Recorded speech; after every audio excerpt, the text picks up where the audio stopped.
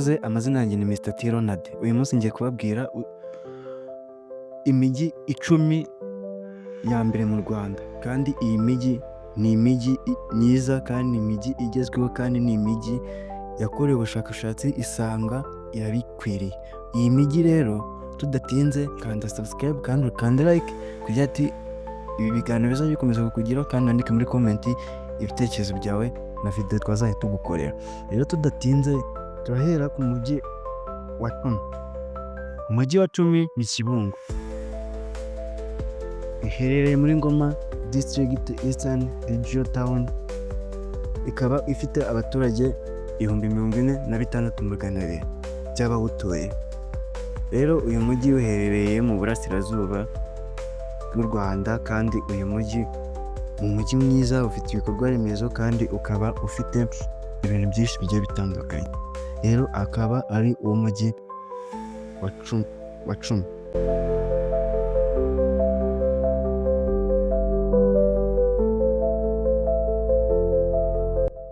Rero tukaba tugiye ku mujyi wa 9, ni Rwamagana. Rwamagana nayo iherereye muri Eastern Province, ikaba ifite abaturage 47,200 by'abawuturiye, kandi uno mujyi ufite ibikorwa remezo, ufite amaduka, ufite ubucuruzi, ufite n'ibindi bintu byinshi bigiye bitandukanye.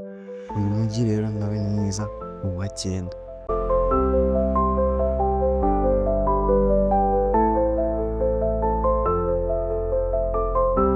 Uwundi mujyi wa 8 ni Kibuye, uba muri Western Province, akaba ari umujyi utuwemo n'abaturage 48,000.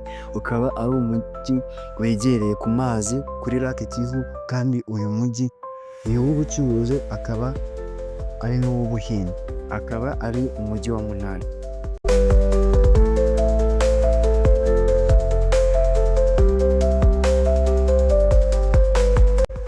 Umujyi wa 7 ni umujyi uhereye ahantu bita Icyangugu, ariwo umujyi wa Rusizi, ariwo bita Kamembe, uhereye mu karere ka Rusizi, nawe ni muri Western Province, akaba ari Kamembe, nawe ukaba wegereye Kivu, kandi ukaba uri ku mupaka wa Kongo, ukaba utuwe n'abaturage 63,900.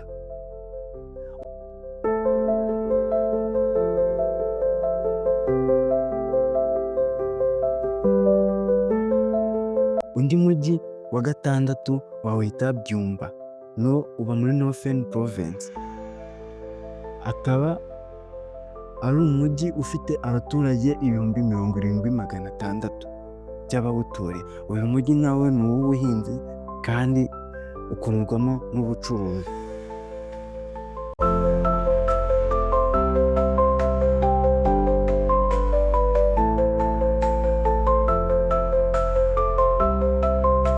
Umujyi wa 5 bawita Gitarama.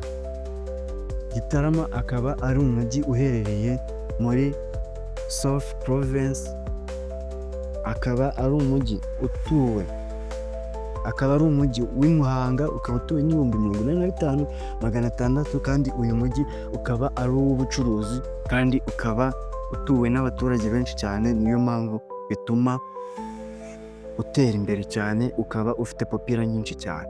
Uyu mujyi rero nawe ni mwiza, ni uw'ubucuruzi. Umujyi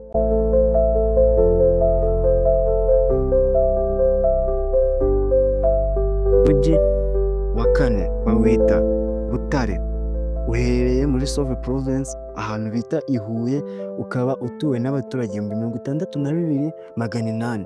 Uyu mujyi nawe ni mwiza, ukaba ari uw'ubucuruzi kandi n'izindi business zigiye zitandukanye.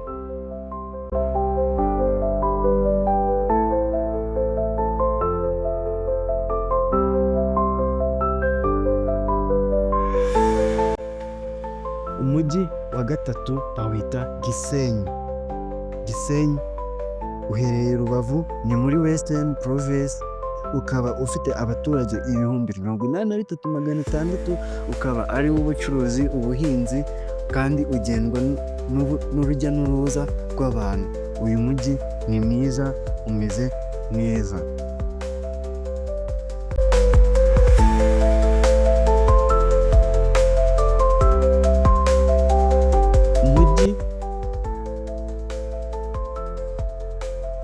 kabiri bawita Musanze, uherereye muri North South Province. Uyu mujyi ukaba utuwe 86,700, ukaba wegeranye na Volcano National Park, ukaba ufite abaturage benshi kandi ukaba ari uw'ubucuruzi n'ubuhinzi n'ibindi bigiye bitandukanye.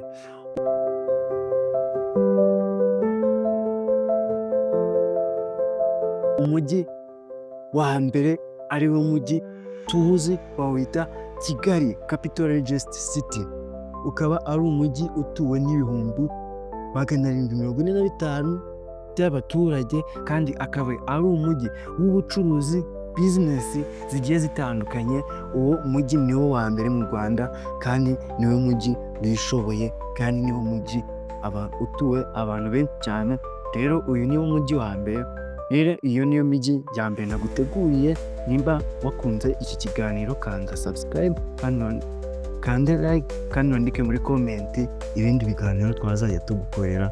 Urakoze.